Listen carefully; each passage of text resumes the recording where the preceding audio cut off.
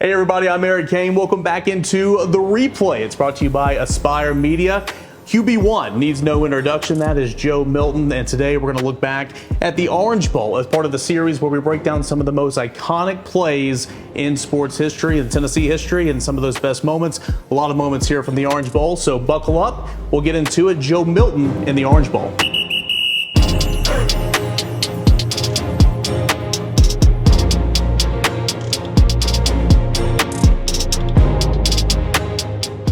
Well, Joe, you had 3 touchdowns, 250 yards passing.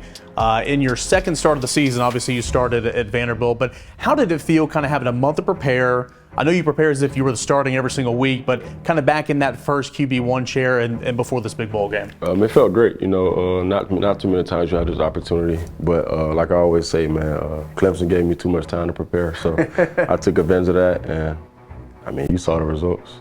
Yeah, 31-14 the final, and it all started here with the first score of the game. It was a 16-yard pass from Joe Milton to Brew McCoy, and that got Tennessee on the board first. Let's go ahead and take a look at the play.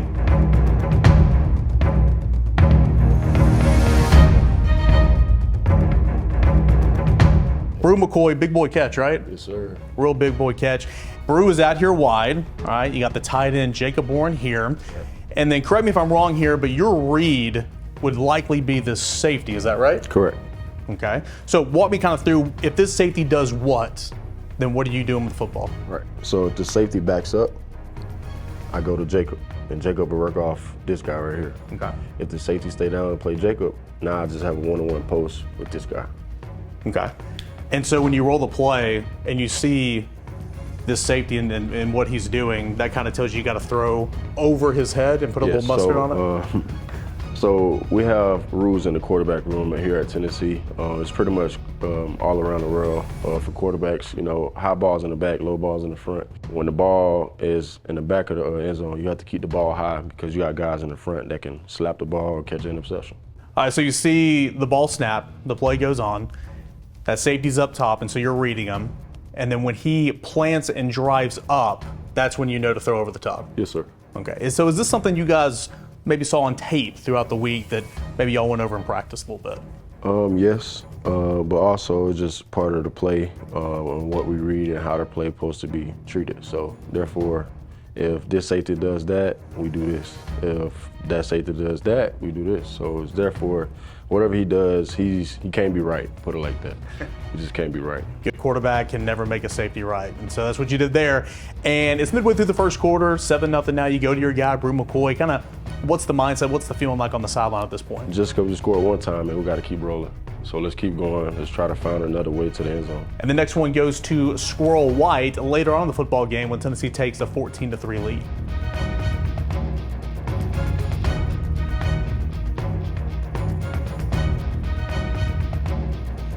All right, so before we get to the Squirrel White touchdown in the third quarter, he did reel in a long reception that set up Tennessee's second touchdown of this game. Yes, sir. It's 7-0 here about midway through the second quarter. And from the fans' perspective, everybody watching on TV, everybody sitting in the stands, Joe, it just looks like you sit back, show off that big arm, throw it down the field, and have a fast guy run under it. But, what looks like a simple go, what's really going on here? What pre-snap, what are you looking for? Okay, on my right side with Squirrel, and we talked about the long pass here, the Squirrel have to get on the safety toes in a cover 4 look or a mixed look, what we have right here.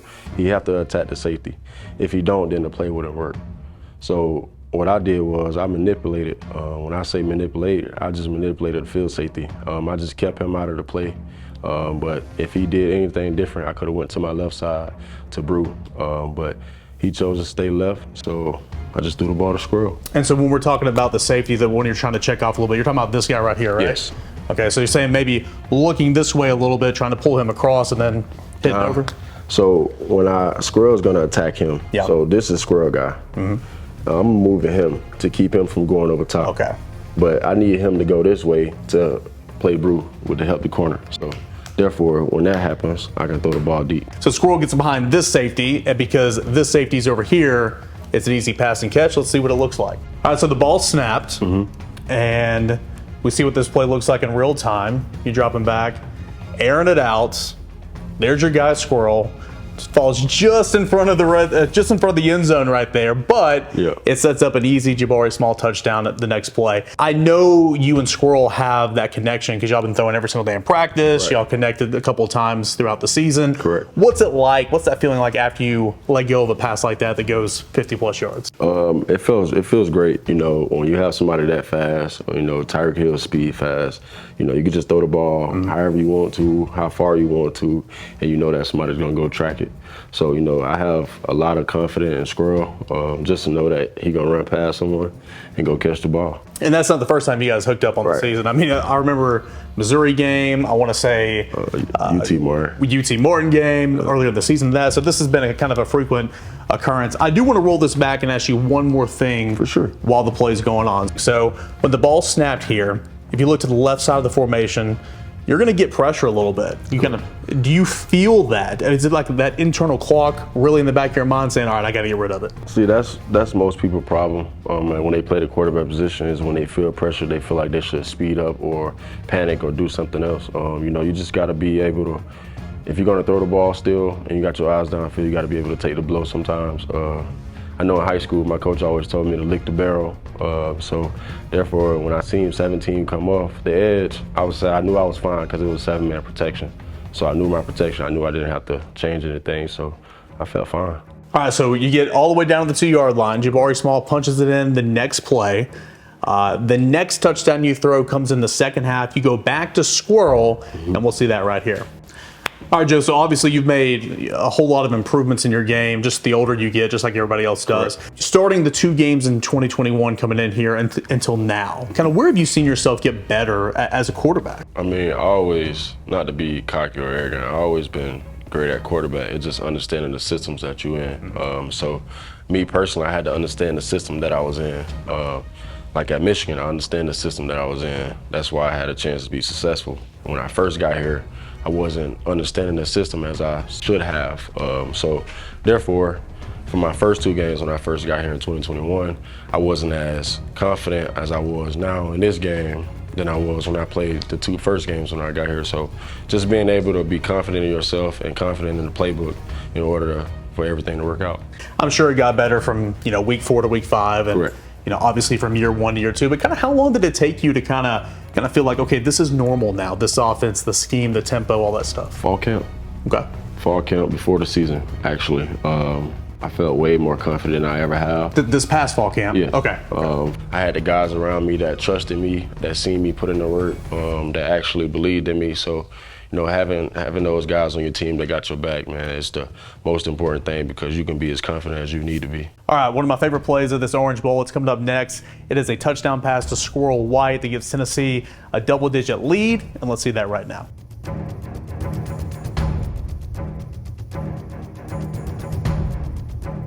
All right, Joe, so you come out, you're in shotgun, you've got 2 receivers each side. Yep. You're looking at this Clemson defense right here. What do you see? The initial play call gave it away, so it defines your eyes for you. If it wasn't open, it would have been checked to a QB run, a regular QB draw. So therefore, I like what I had so far with the 1 high, and I trusted Squirrel with this guy again. I already knew he was going to win the route. I just had to do my part. It always takes everybody to do their part, so I had to do my part. I had to move to safety in order for Squirrel to score. So again, Squirrel's going up against this guy right here, but you're still trying to move this safety here at the top of the screen? Yes, far as I can. You will sit back into the pocket, and you're going to pump fake. Correct. And when you pump fake, that pulls this safety straight down, it feels like. Yes. Well, initially he was trying to jump the route. So that's what ended up making me pump fake because I was trying to hit it in the first window. Yeah. That's why I hit it at all practice. I was like, dang, it's going to be the first window. So as I looked, after the manipulation, he really didn't move. So I was like, oh, man, what's going to happen? So it's all about a reaction. So after a square ran the post, and I was going to throw it first window, the safety jumped it. And I had to throw it but in the second window. All right, let's see what it looks like. So here's how it looks in real time. Your second touchdown of the game, first one to Squirrel Whites. There's the pump. There's the strike. I feel like that was a pretty strong throw. I know a lot of people say your throws are always strong, but that had some zip to it there. Yeah, I had to, man. It was either that or he had to leave somewhere else over to another window, and that may add another body. So, When do you kind of know, like, okay, I've got to throw this one hard? Or, I mean, obviously you're not going to put touch on something like that, but just kind of knowing the difference in, like, I need to let something off or I need to really sling it in there. Deep balls. I kind of learned that over my time, you know, adjusting to new receivers, not having those receivers for 3 years. So just being able to adjust my certain throws or certain locations on the field, what I can do and what I cannot do. So we'll see one of those deep balls here in a moment, but we got the tight version here, the tight clip. You can't even see squirrel. This pump fake, it's something you haven't always been able to do, and I know it kind of comes with time. Here it is, boom, and then there's a touchdown. How long did it take to kind of master a pump fake like that? Because I feel like it's not as easy as it looks. Right. I mean, you have to. I mean, my hands are pretty big, so you have to have control of the ball. You have to be able to grip the ball. You just have to be able to, you know, manage the game and do whatever you need to do to win. So in this moment, that's what I needed to do to score. So that's what I had to do. All right, so now Tennessee's up 21-6 here. A couple of minutes left in the third quarter, and it's going to set the table for the final touchdown of the day, and it is one of those deep balls.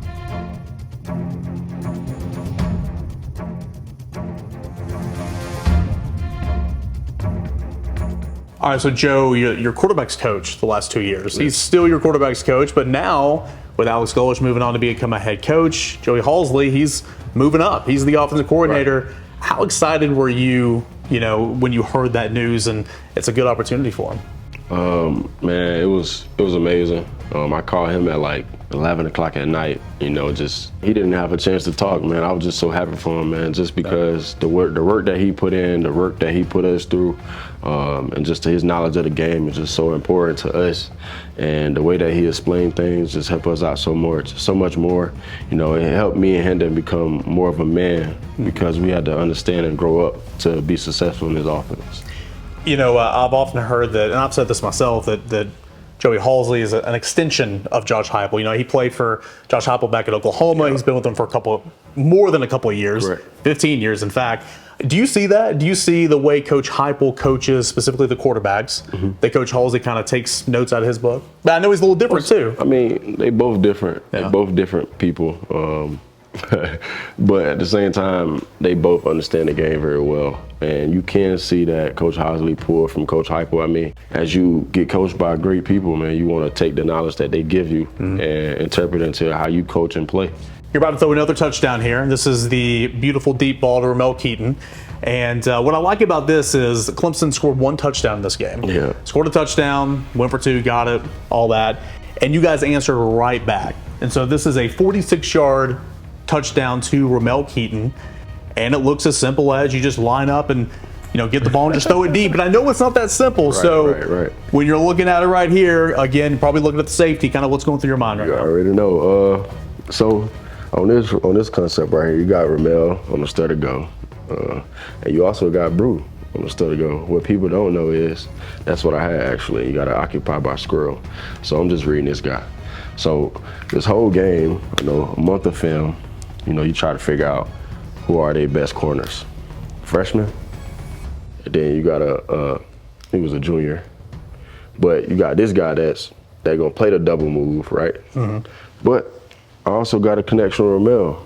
Everybody else scored in the game, so gotta spread the wealth, right? Right, you got to spread the wealth. So I said, this safety here, she ain't close to the left hash. I got a lot of room over here, and with my arm, I can make those throws. So with him being that close to that hash, I said I'm gonna play my one-on-one. So essentially, obviously, you are looking for a one-on-one. You've got a safety over the top. He can go here to help, he can come here to help, or he can go down and bite on that. But you're gonna have one-on-one for two different routes here. Correct. And plus these stutter steps, you're hoping that one of your outside receivers shakes them, and that's what Ramel Keaton does right here. All right, so the ball's snapped, and the plays are running right here. The safety's not on screen right now, but you see it.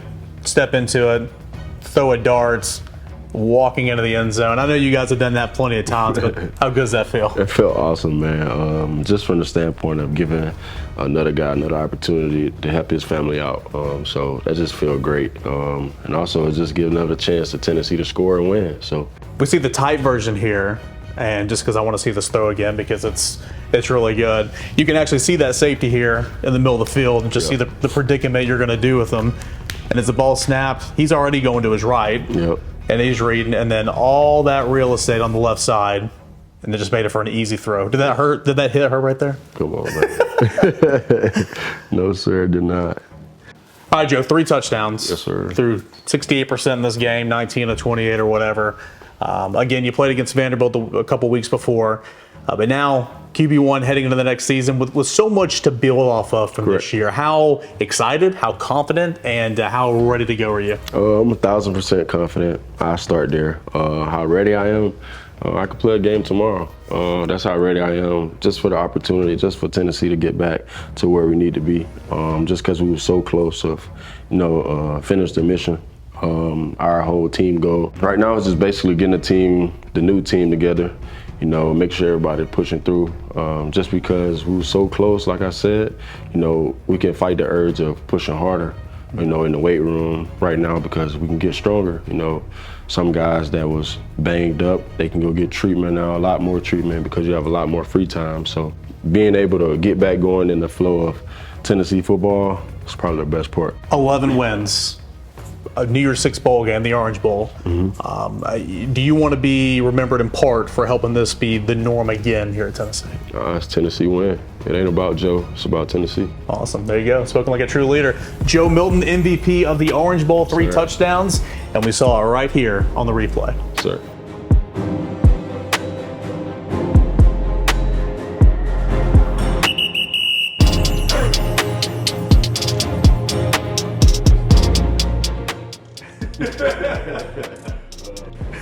I wanted to say a joke, but I couldn't do it. Please say it. Say it. Squirrel gets behind.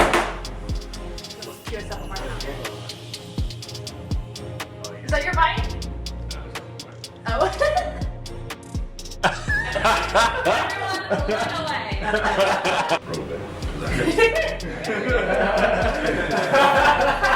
Yes, secret.